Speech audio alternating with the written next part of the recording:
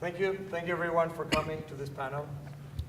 I know we are between you and a movie, so we will end up promptly, but we will be taking all the questions that you have. And if you have more, we'll end the session and then you can go to a movie and all the experts will be here to answer your questions. So today, it's a very unique opportunity. You have in front of you the leaders of the Windows and Windows Phone store. So it is the store that manages more than 400,000 different apps, billions of transactions. So you have both the engineering and the business leadership to answer your questions. So this is a session for you to ask questions and for them to give you a vision of where they're going or any answers to your questions. I will start by asking them to introduce themselves, and then I'll ask them a few questions, and then it's up to you to ask as many questions as possible. So, panelists, thank you very much. If you can just introduce yourselves and let them know who you are. I'll start. I'm Todd Bricks. I'm General Manager for the Windows store, as well as our developer marketing efforts. I'm Keith Senzel. I'm a lead program manager on the Dev Center, responsible for registration and onboarding for phone and Windows. Mazhar Mohammed. I'm a group program manager in the store team. I'm Vijay Rajgopalan. I'm a group program manager in Microsoft Advertising, responsible for developer ad monetization. I'm Abhijat Kanade. I'm a program manager on the Windows Phone and Windows Dev Center. I'm Nir Froimovich. I'm a PM on the Windows and Windows Phone stores, focusing on commerce. Hi, my name is Ashish Babar. I am the lead program manager for certification. And I'm Zach Woodall, and I'm the lead program manager. I'm not the lead programmer. I don't do any programming anymore for our shopping experiences for Windows and Windows Phone. Okay. Thank you. So I'll start with 4 questions, and then it's up to you to ask the next ones. So let me start with Todd. Todd, from a business perspective, there's been several announcements this last few days. Can you just summarize what are the announcements and what are the benefits or impact to developers? Well, we've announced a lot this week, and I think it indicates a recommitment to all Windows developers and their technologies, an expanding opportunity for developers. But specifically for the store, I think you saw us announce a number of new things. First of all, we're going to be we're optimizing and improving both the store experiences on Windows as well as on Windows Phone to make them more discoverable, more engaging to users, and that's always a good thing. The best way to drive downloads and user engagement is for users to be able to find and discover applications more easily. So you've seen us do a number of things from Windows, bringing the store more visibly to the desktop component of our user base, to enhancing recommendations and personalizations in the store experience itself. Second, probably major thing, in addition to those things, is you saw us announce a number of new monetization capabilities onto the platform. We announced that mobile operator billing has 57 now connections, and we've announced with China Mobile to be the first platform in China to enable MO billing through China Mobile. That's huge. That represents about China Mobile alone represents about 10% of our whole install base, and so enabling customers there to be able to purchase things more conveniently is a really big deal. We also had a number of announcements around the ad SDK as well. That's a primary mechanism for developers to monetize on the platform, and we've made a number of enhancements, including rich media support, and expanded SDK support for not only for Windows and Windows Phone, both the 8 versions, but also the 8.1 versions. And so those are big, powerful monetization tools. And the last thing I'd probably kind of call out is universal apps, and why that's been talked about a lot at this conference. I can't underscore the importance of the 2 kind of key things around universal apps that are really important from both a development and code reuse perspective on the development side, but also from a shared entitlement perspective for user side. It's a great benefit for both developers and users to be able to buy an application or a durable in-app product once and to be able to use it across all of their Windows devices. It strengthens the ecosystem, it provides consumer benefit, and it gives you additional ways to engage users and to monetize your business. Oh, thank you. And I recall reading from your blog that it's more than 700 million users that are using MMobility, or they have access to China Mobile, I think. Yeah, China Mobile is a rather large mobile operator. About 780 million subscribers on the China Mobile network, and Windows Phone is a key part of their device portfolio, and China is a key market for us and one that we're investing heavily in. Perfect. No, well, thank you. And so now the next question is for Keith. Keith, so what has been announced this week for Dev Center, and what are the implications for developers? So before I begin my answer, I'm going to put in a plug for a talk that we're going to have that goes into great detail on the changes coming in the Dev Center. Abhijat's giving a talk tomorrow. What time is your talk? 12:30. 12:30. And in addition, Mazhar and Zach gave a talk yesterday about the store. And what we talked about largely was the coming together of the phone and the Windows experience. So Todd just touched on probably the biggest point, which is shared entitlements. So with the release of the Dev Center that's coming very shortly, users will be able to, or developers will be able to link their Windows apps and their Windows Phone apps and kind of get the shared entitlements experience begun. In addition, we're kind of continuing down the road of consolidation between the Windows and the Windows Phone experience. So we're coming out with a consolidated set of certification policies. So you no longer have to, you no longer have one set for Windows, one set for phone. We have a consolidated set of price tiers. So you can charge the same thing. We've added the 99-cent price tier and the $1.29 price tier on the Windows side so that you can have a consistent pricing model for your apps. We're in the process of introducing the option for sales on the Windows side. I think that about covers it. But again, shared entitlements is really the big story for Build this year. Oh, no, thank you. And Dev Center is one of the areas that we're focusing more for developers. But Mazhar, I wanted to ask you, in addition to Dev Center, what other things have we done with all the services to help developers streamline their submissions, optimize how they operate their business, and in general, be more successful?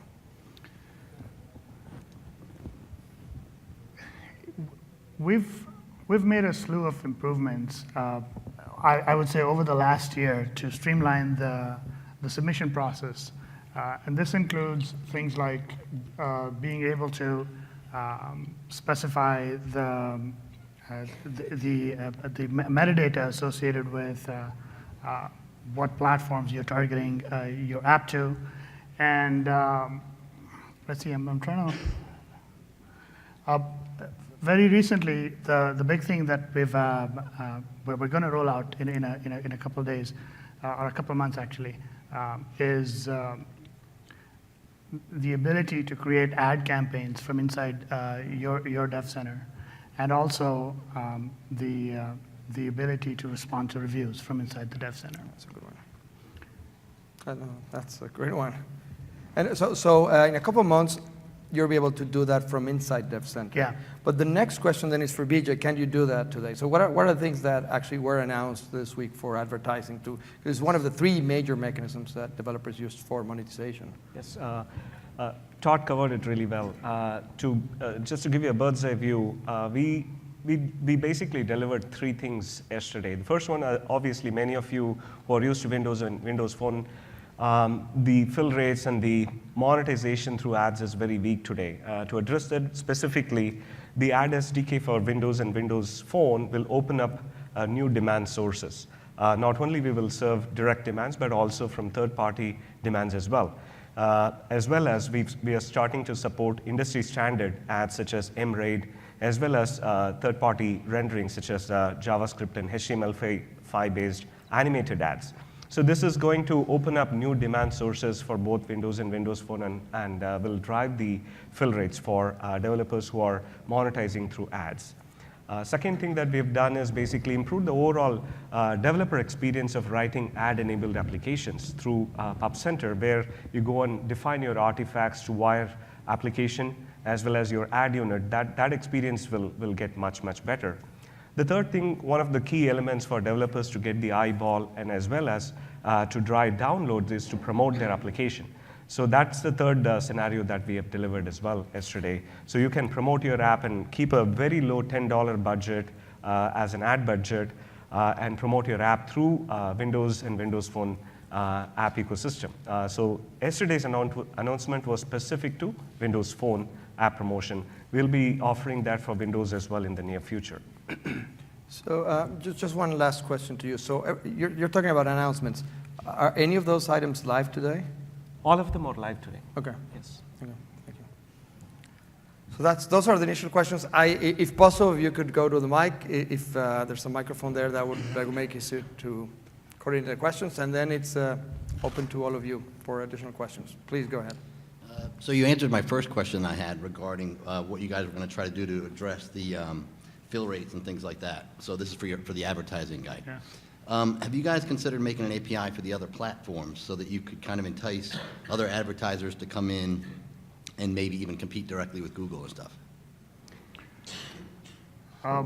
I don't have anything to announce right now, but we definitely have that as a top of mind thing. You'll be hearing from us in a couple of months. Yeah, I'll just add on to what Mazhar said. In addition to the primary demand for advertisers coming through Microsoft advertising network, we're also sourcing demand from third parties. So think of it like a third-party ad mediation network. So this is going to drive the overall demand in our system, and corpus will improve, and it'll help developers to address the fill rates. Is that handled automatically? It's handled automatically. You don't have to know this. But Mazhar will have more things to say. So what you're saying internally is that because we're going through this standards like aim rate that you said, there are more ads available out there in the market that could be shown through the ad SDK. Absolutely. It's really abstracted from the developer. I would like to ask you, except from the apps and the ecosystem and the ads, I would like to ask you, how do you validate the apps on the App Store? Do you have a special process? Do you have automation? Do you validate them manually? Because I see a lot of clones of famous apps, a lot of apps that take advantage of trademarks, and they are up there for 2 days, and after that they go down. So I would like to ask about that process, and how do you handle those apps? So Ashish, you should talk about the validation, and then I'll talk about trademarks. We generally have a risk-based approach of looking at the app ecosystem holistically and trying to understand what is the app and ISV reputation which has been built over a period of time. And based on that, we do have a combination of automated and manual checks which we use on applications. The amount of scrutiny which happens on the application depends upon the app and ISV reputation. It's kind of like your driving history or credit history. If you have negative marks in your credit history or your driving record, your insurance rates go up. So that is the process which we use. It is an ongoing process. You should think about, just because the application was published in the catalog doesn't necessarily mean that you are actually good and permanently available in the catalog. This is an ongoing risk evaluation process. We look at a lot of other parameters, like are the end user complaining about the application? Because we have a direct feedback channel coming from our end users in the form of they can go to the application app details directly and report a concern directly on the application. Then there are other ongoing processes which we have running on the catalog multiple times a day, and they may flag something for a particular kind of review. So as opposed to having a gatekeeper approach, we have this ongoing approach for evaluation. So that is how we treat certification. Oh, I have a mic. So to summarize, the certification process is optimized so that it's completely automated on the way in. We try to make the latency as small as possible. We have a risk assessment system that allows us to watch telemetry from different sources, users, machines, our servers, and then we have a machine learning system that allows us to do risk analysis based on all of those signals, and then we flag apps that are risky and then evaluate them manually if needed. So that's our overall system. So let me talk about the trademark issue. So The policy we have for trademark is we don't proactively enforce trademark. We have some legal obligations that prevent us from doing that. We do, when we have a process for addressing trademark issues. People who, whenever they have concerns around trademark, they file a complaint, we assess it, and then we react to it, and we take down applications based on that. So that's our process, yeah. Are you satisfied about the current state of the store? I mean, about that process you described. I mean, if an application is already on the end user, and you get some comments that it might be a scam application or a bad application, in my opinion, it might be already too late. So, It is a source of concern for us. I agree with you. We have a problem, and we have been internally debating this particular issue.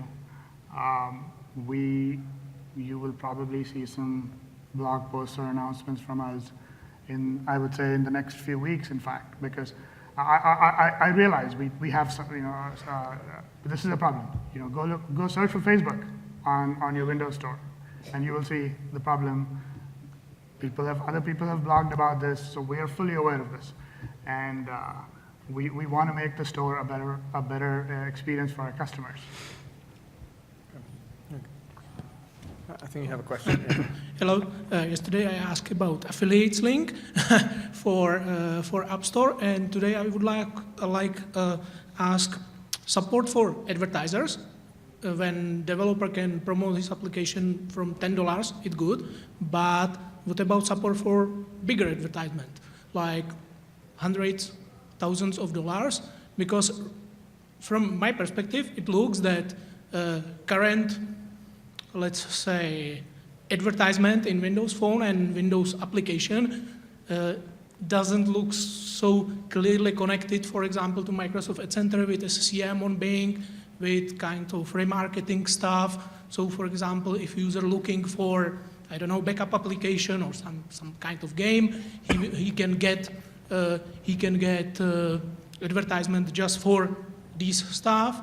And of course, quality of traffic, because I seen a couple of applications which put advertisement bar very close, for example, to compressed menu.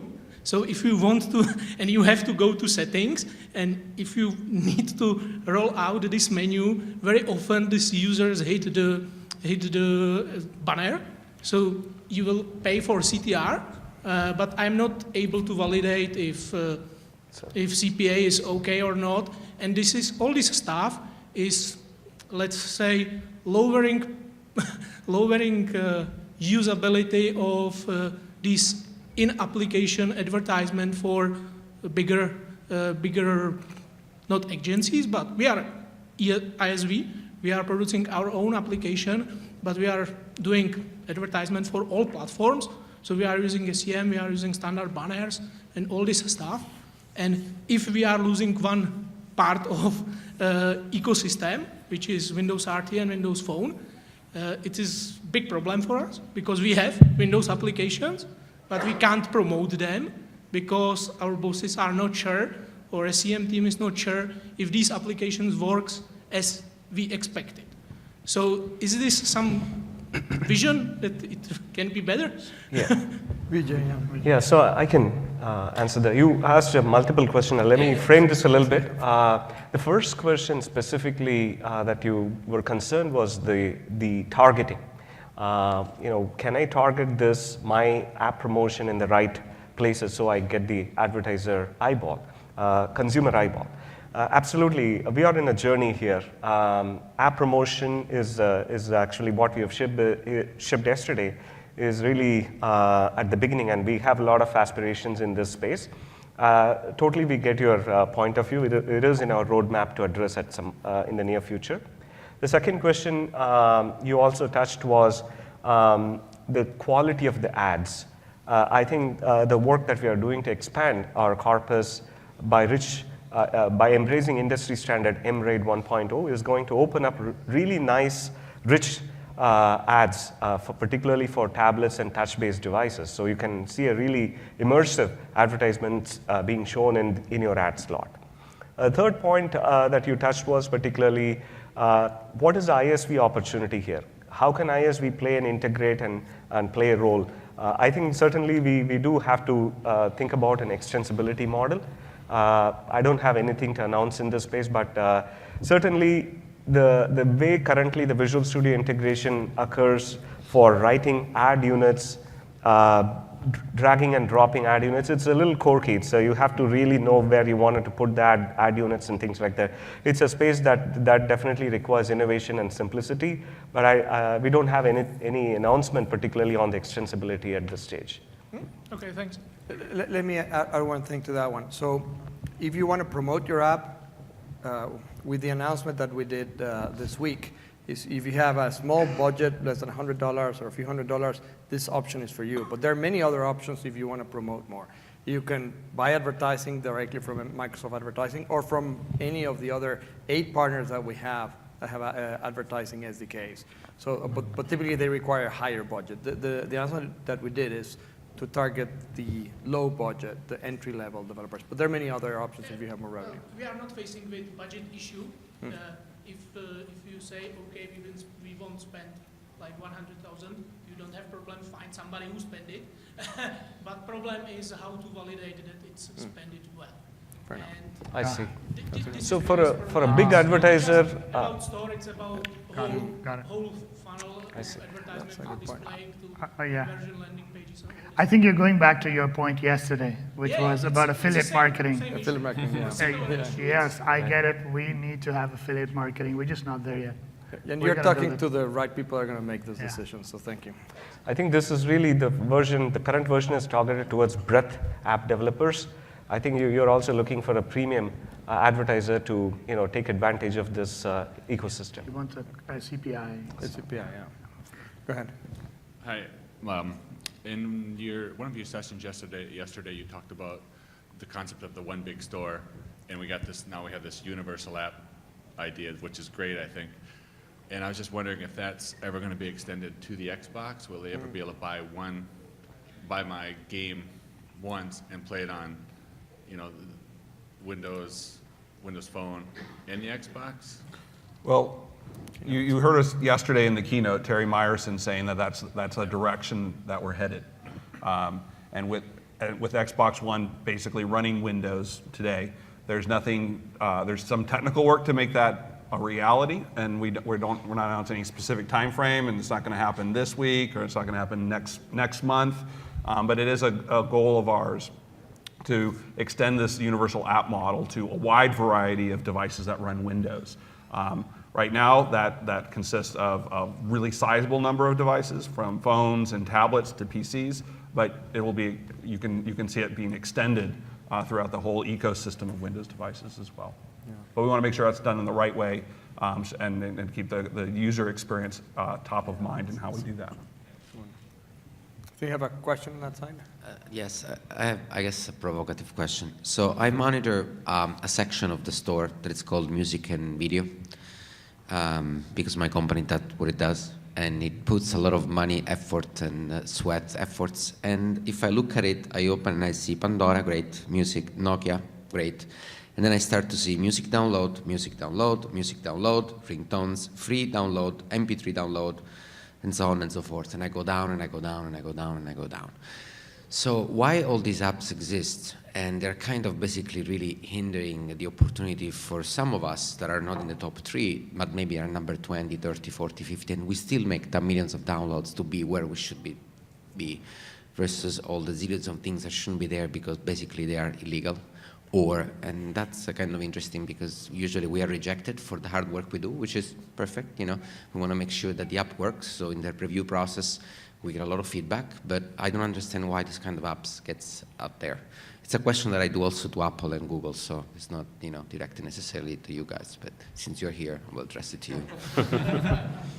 Todd, you want to take it?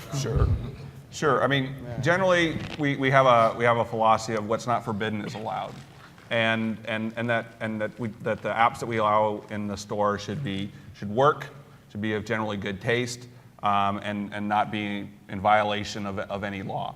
And so we have our certification policies, as I mentioned, that kind of address that. what you're pointing to in more general is, the types of lists that we have. And so what we try to do is, in the design of the various lists and sorts and views that we have, is we have algorithms that mostly populate those lists, and we do so in a way that tries to best give users different ways of looking, to sort by ratings, to sort by the top downloaded paid apps, but sort by the top loaded free apps, and we have different algorithms that reflect that. And so when you see a list like the one you described, I have no doubt that is the case. The reason those apps are higher on the list is because more users are actually downloading those applications. And what we try not to do is to apply our standard of what users may or may not want, as long as they meet these basic type of guidelines. And so we try to let the system and users discover apps the way they want to. I could agree with you that maybe some of the MP3 downloaders, maybe are overrepresented in that list, but that's only because that's actually what users are downloading and using, and by extension and have used a lot. And so in some way, the lists kind of reflect user preference in some way.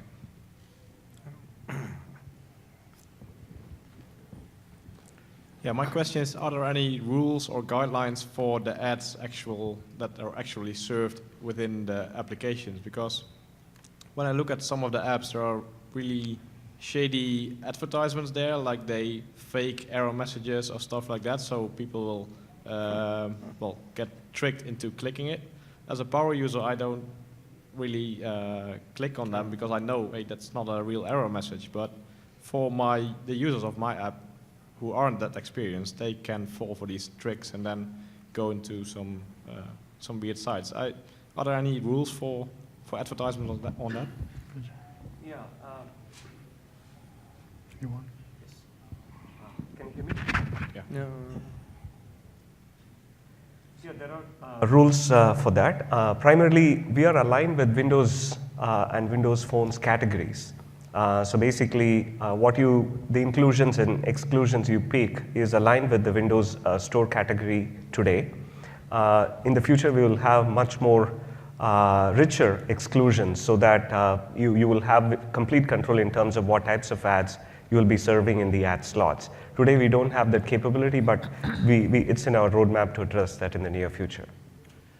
Yeah, but it's not let me add to that. If you find an ad that is inappropriate for whatever reason it's inappropriate, there's a link in both Windows and Windows Phone to report an app, and those reports, if you include as much information as possible, will help us actually track down and shut down either the app or the advertiser that actually is generating that.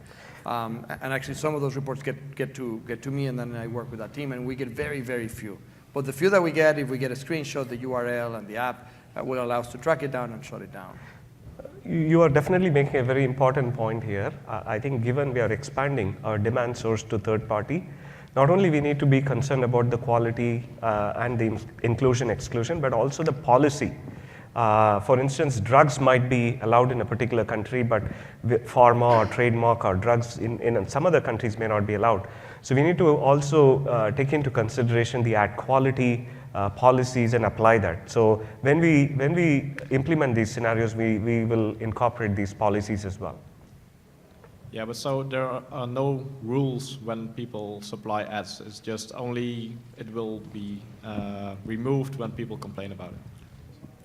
There are rules in the Microsoft advertising system. So there's a set of policies that are called, they have a name. I think they call the Microsoft advertising policies. So every single ad has to comply to that. It shouldn't trick the users. It shouldn't add pornography. It shouldn't do, and so there's a list of requirements for ads that are submitted in the Microsoft system. So once we find an ad that violates that rule, then we have a right to take it down.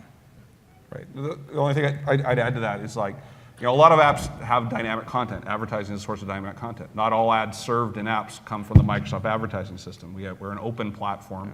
We allow developers to use their own choice of ad controls, including their own. When we analyze an application, that's at a certain point in time when it comes and is available in the certification system. It's kind of like speeding laws. We have lots of laws in this country about speeding laws.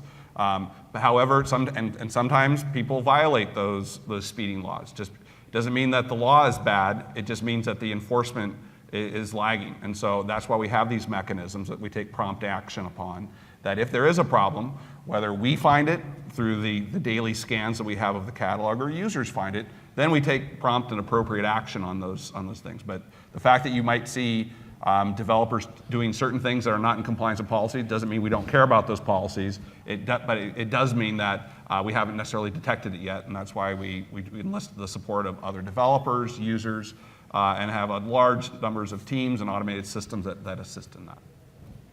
Okay, thanks.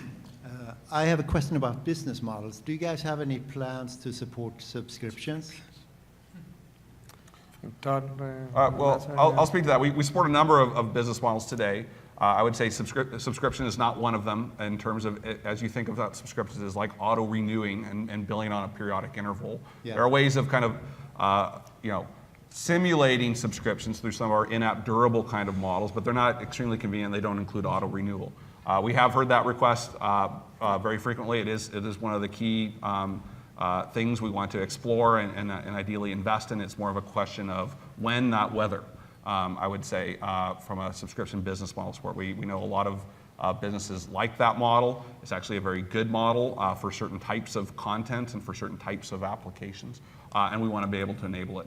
And I will say, though, today we do support subscriptions to the extent that if you already have a subscription-based model, and I'll use Netflix as an example of this because it's been in the store for a long time. If you have a Netflix subscription, then you can log into it and you can access those subscriptions. Our policy does not forbid that. So we support lots of applications that already have existing subscription-based models. We just don't enable a user to initiate a subscription using our payment methods in the store. And that's what we're investing in. So it's not like we don't support subscriptions. We allow subscriptions and celebrate those subscriptions. We just don't have the built-in way to kind of initiate a subscription. Yeah, and that's what we want to invest in. Yeah, but then we would have to have our own payment engine. We couldn't use. That's correct, and that's Higher friction. And it's higher friction, and that's why we want to solve that. Just so not only that large companies that have their own monetization engines can participate, but every developer with a viable business that wants to use subscriptions can do so as well. Yeah. Could you say anything at all about sort of the time aspect of this? Is it close by or really far out? Well, I kind of use it the same way I answered the other question around Xbox, which is it's not going to be next week, and it's not going to be next month, but it's not going to be in the indefinite future either. Okay. So. 9 to 12 months. Yeah, it's important. Can I ask just quickly what your scenario is? Well, the scenario is really to have recurring payments, which is a good way of earning money for we say more expensive professional applications targeting What type of service are you offering? Well, in our case, it's programming of industrial robots. Oh, okay. And do you expect that recurring payment infrastructure to be enabled for all platforms? So you initiate the payment, for example, on Windows Phone, or you could initiate it in Windows, and the system on the back, you may have people using Android devices, using iOS devices. Well, ideally, that would be good. Something more limited would also be useful. Okay, great. Thank you.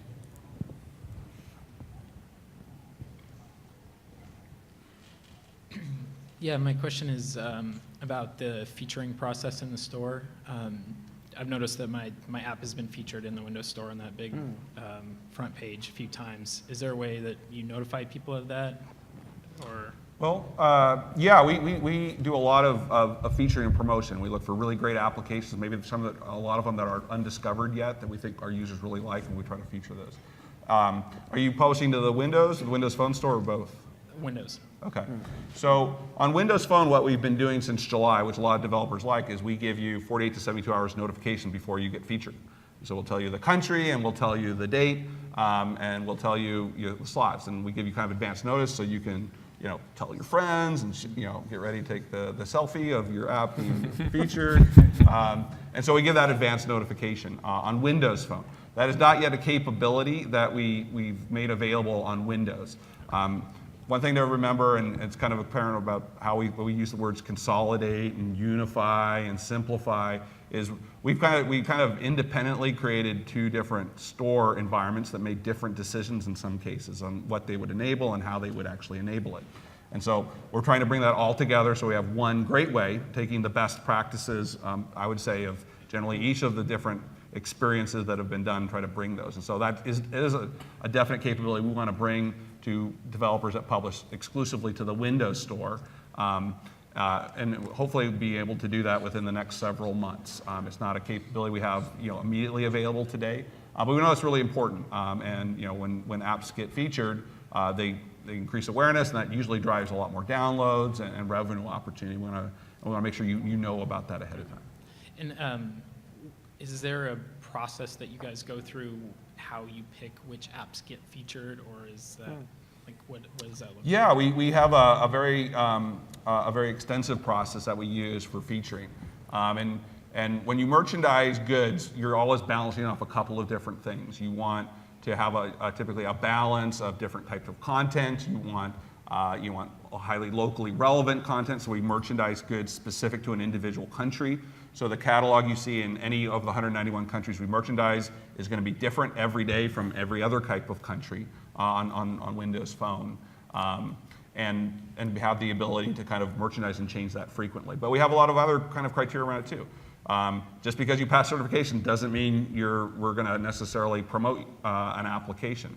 We want to make sure that it's high quality, delivers customer value. It's individually installed and reviewed by a couple of different reviewers, typically on my team, that go through and do that, and make sure that it not only works well, but has user value and looks good and behaves well, and maybe even leverages like unique platform capabilities that add additional value. So there's multiple different factors that kind of go into it, and it's proven a very effective mechanism to surface and great new rising apps and stars and make them available to more users. And we hope to be able to increase the frequency of how frequently we merchandise on Windows, kind of what we do on Windows Phone today. We know that's a key lever and a tool for discovery. It's one that we want to make better on Windows.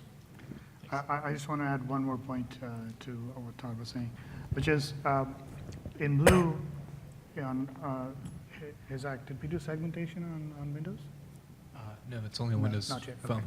So in Windows Phone, we've added this new thing where we are able to segment users and essentially put them in these buckets that then our merchandising team can merchandise collections of applications to. And what that lets you do really is have, first, provide more opportunities to developers, because now you've really sliced and diced the collections of apps and the set of users in many ways.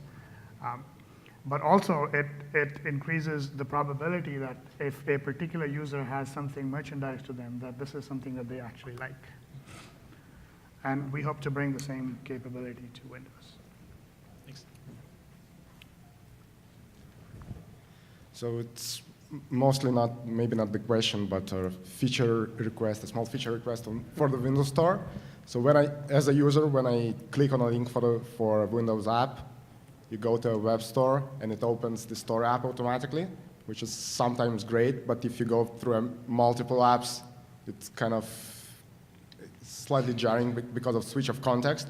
So you go to a Windows app listing in the Windows Store. So it's enough to see it on the web for me. So if there was a way for me to set a cookie on my machine that it doesn't go always to the store app, so maybe that's me. It's specific. Say you get a web deep link and you're looking at it on the phone and it always redirects you. No, to on the phone it's okay for some reason for me. I don't know. But on Windows, you go to a web-based version of the listing for the app. There is everything there that you need. And unless you want to download it immediately, you are fine with the web version. But you go, everything loads, and then it goes to the store app, and it's same information, and you always switch the context from one side to the other. Maybe that's just It's a great feature request. Actually, In the phone, we catch these URLs on their way through the browser. We know that they're for our phone store, and we keep them so it doesn't go off the box. And in Windows, we don't. We do it a little bit differently. But this is a great feature request. Thank you.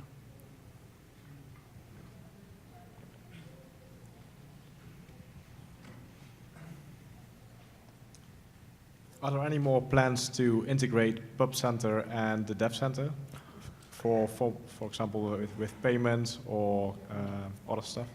That's a great question. I think we are certainly on that journey.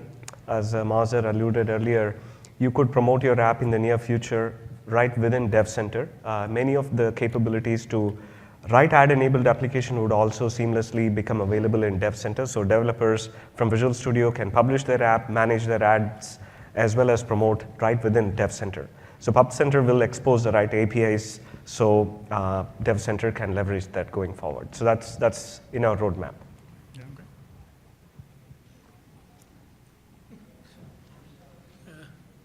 Back to these monthly payments. Is it okay from your perspective if we send user to our own pay gate? Because for example, on Apple, if you even keep link in application to your web, they are just crazy. So we just expected that Microsoft will be on the same level. So we, for example, don't have any links to our services from applications in phone and in WinRT, and all these payments, which is for standard users, which came to web, is monthly payments like $3 because it's some backup service with multiple platforms and so. And but on mobile devices like Apple and in Microsoft too, because we didn't expect it that we can, we just ask user for annual payment. So user prepaid 1 year, and after 1 year it expires, and we ask him again right now, because there is no support for monthly payment or automatic payment. But we see from conversion that this is something what user don't want. User prefer much more paying like $3.99 monthly than 30 or 29 for annual. Even it's cheaper, they still won't pay annually because they won't have a chance to cancel service as they want it. And because we are doing backup systems and several systems which work on all platforms, in Windows, Mac, all mobiles and stuff. So we need some way how to promote this user from, let's say, from application to our system, and that this user is paid. So if the same user enter his credentials on Apple, we know that okay, he's paid user, so no problem on Windows and so. And on Apple is finally not problem. They have it, this kind of monthly payment. But on Windows right now we are using annual payment. But of course we have own credit card processor and all this stuff. So will it be okay if we send users to our site and ask them for annual payment? Yeah. So if I may, I mean, the philosophy that we have and what we've always supported on Windows and Windows Phone is the ability for a user with an existing billing relationship with you to be able to sign in and get the entitlements that they've already paid for, right? Yeah. What we have not allowed, though, is to have that user for you to capture payment information within the app for security reasons. But you can take them out to a secure website where you can acquire new customers. You can go do that. Okay, so if we send them to our purchase page, which will be mobile perfectly clear, HTTPS, but the reason why we've invested, Visa certified and all this stuff. Yeah, and so we want to build like a subscription model engine that users can take advantage of, because we know that one of the big challenges, right, and the reason why it's so that app stores across the board have always built rich commerce engines is because you lose customers. You lose customers for a number of reasons when you go off of the store, right? First of all, they've already entered their information, typically payment information in the store, so it's very convenient to use that. If you go off to another store, then you can lose people, and if you're not a really well-established brand, then maybe people get worried, they don't provide the payment information. So we think the ideal solution is to always, make sure you have the business models and the payment history coverage to maximize, and that's why we invest in things like mobile operator billing and enable, PayPal and Alipay support and a variety of different business models. But we also recognize if you have existing customers or want to acquire new customers, as long as there is a secure way to go acquire those customers, you certainly can do that. Oh, thanks, good.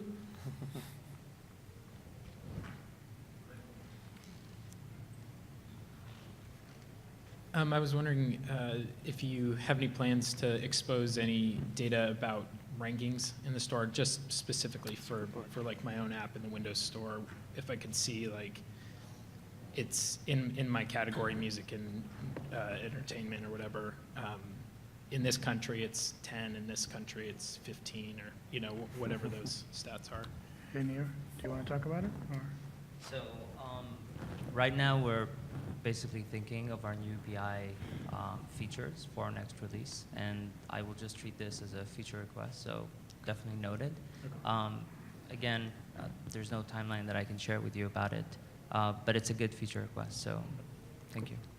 So let me add to that question to the panel. So beyond this session, what are other mechanisms that developers have to submit their feature requests, and where are we looking at for this additional features for the next releases? User voice is the #1 source that we look at for So customer user feedback. voice is our #1 source. I mean, there are others, but so in addition to this session, user voice, place to put it and vote for your requests. Yeah, in fact, we encourage you to enter your feature requests in user voice as well as Dev Center forums.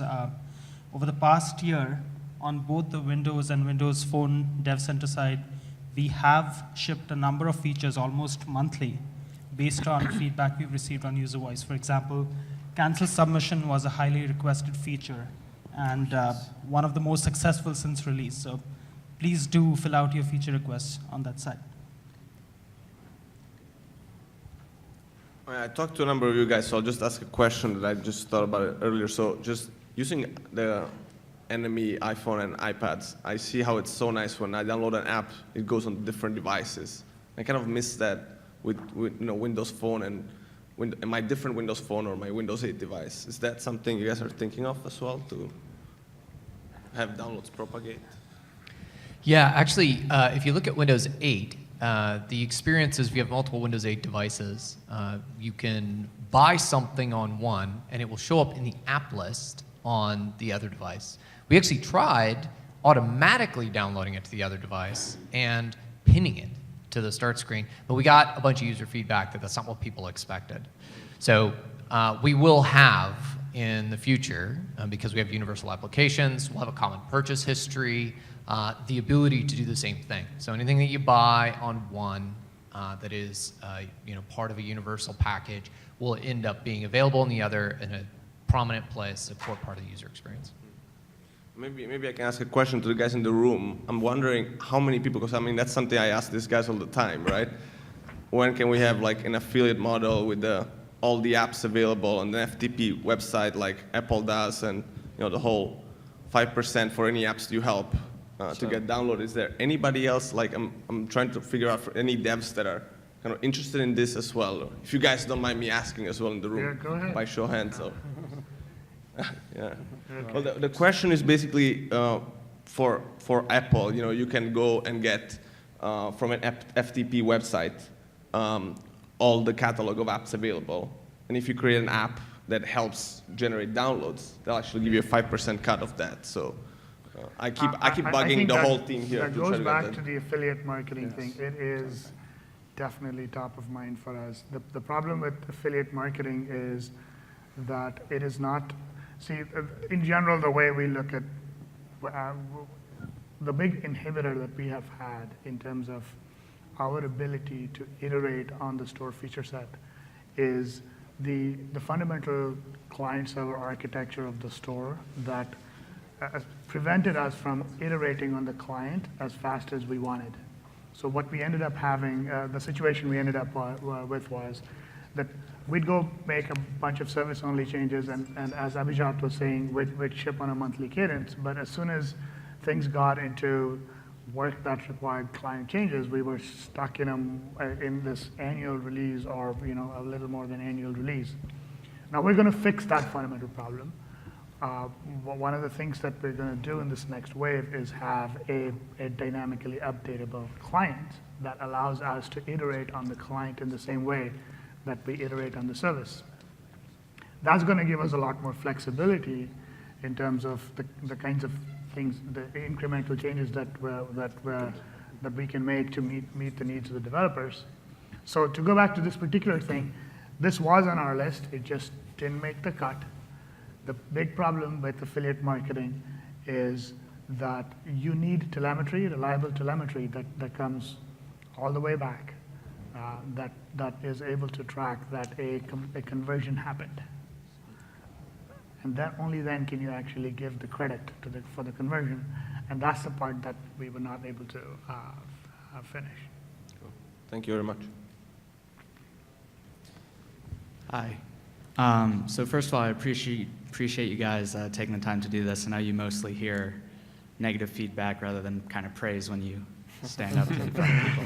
I'm a speaker, so I get the same thing. Constructive. So first of all, great job. I love the store. So we'll start off with that. Thanks. I have two questions. The first is, I get a lot of reviews that I wish I could respond to because they are things I could help the user with, and it would help me increase the ratings of my app. Or is there anything in the pipeline coming up on that? We have the exact thing for you.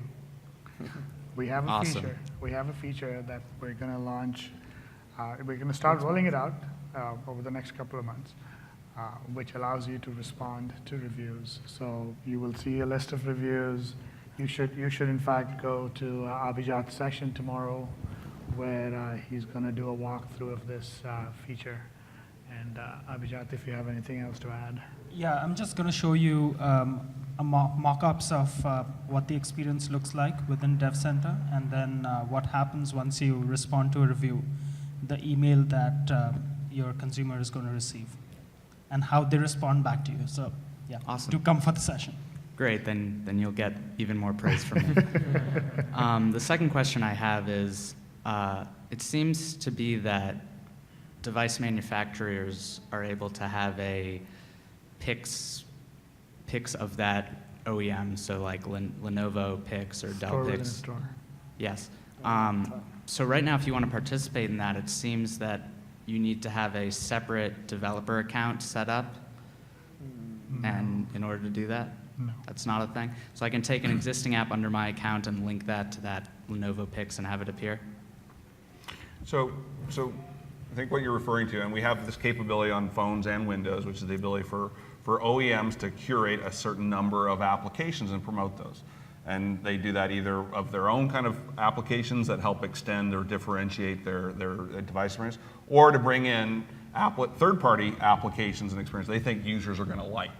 And so the OEMs basically decide what goes into those lists. And so if you would want to be featured in, say, a Nokia collection on a phone or on a Lenovo Pix on a tablet, then you would work with those two manufacturers to have an exchange of value or a conversation to go do that. It's one of the affordances we give to OEMs, but it's also an opportunity for you as developers to get more visibility and promotion by working more closely with those device manufacturers.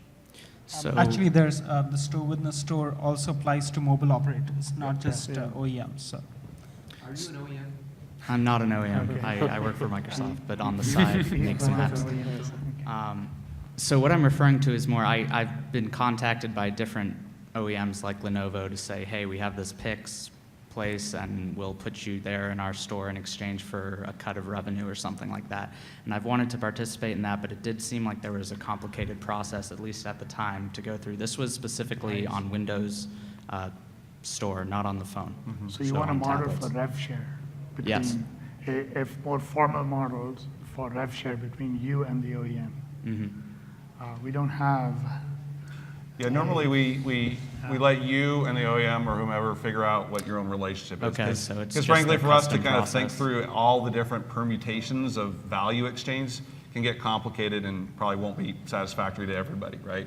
But you can negotiate those. But you're also talking about, it is a little bit complicated, although we've made some improvements to enable an OEM to select you and then put you easily into their storefront environment. But how you and they decide to exchange value, that's kind of up to you two to figure out. We don't, we won't want to get in the way of that, although, obviously, if there's simple things we could do, standardized, we can look at those, but. To be honest, this is the first time I've heard such a feature request. If this is this a common thing? Has anybody else experienced this? 2, 3. So you guys have been You know, emailed by OEMs to have them place the phone exchange for revenue? Were you able to set up a rev share model that worked, or was it a company? No rev share, just. There was no way to section out the ad revenue to tell which ads were being shown on That version of the app versus this. laptops versus the other. Did any of you solve this by having a different flavor of your application? So for the application I have, it's not an ads, it's a paid application. So I think the way they had tried to solve it, sounds like it's not you guys who are doing this. The way they had tried to solve it is, hey, set up another developer store account and maybe we share the password or something so I can know how many downloads it gets and pay out to you, X% of that or something. Yeah, I mean, if this was really a problem that affected a very small number of developers and apps, I would say one quick and dirty way of solving this problem is to just have another flavor of your app. But the problem with that is it creates confusion for the users. You have 2 different app identities. It interferes with the notion of universal apps, and it's not a great model. So I would say don't do that unless this was really like a. It would. Yeah, so okay, we get your feedback. Yeah, anyway, just something I was confused about. I thought you guys were handling it. Sounds like it's them doing their own process. So thank you. And again, Windows Store and Ad Platform and Dev Center is great. Thank you. Thank you. Thanks. So I think we have time for one short question, or if not, I'll ask one more to the panel. And okay, last question. Are we doing anything around a bookstore or a newsstand type equivalent for Windows Store? I work with publishers who have views on both, whether if it's a good thing or a bad thing, because the discoverability is a little bit challenging sometimes and that kind of stuff. So are we doing anything smart with Windows to think about that? Go. This is an interesting thing. Certainly, what we care about as the store is ensuring that people are getting the most out of their Windows ecosystem experience. And what you're going to see us do in Threshold as we move forward and start thinking about ourselves as one store across all of Microsoft's sort of products and services, you're going to see a lot more sort of combinations of things that you haven't seen in the past. I'm glad to have this feedback and know that you care about books and magazines. Just a quick poll in the room. What other content types did people have in mind that you think are just big glaring misses in the store? Is there anything else?